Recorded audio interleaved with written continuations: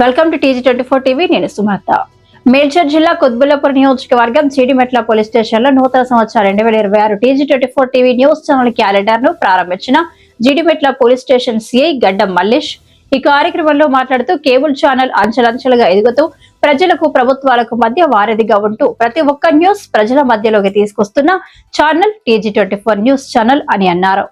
ఈ కార్యక్రమంలో పాల్గొన్న వారు CI Gaddam Mallesh, Quthbullapur TG24 news channel in-charge M Divakar, police station సిబ్బంది తదితరులు పాల్గొన్నారు.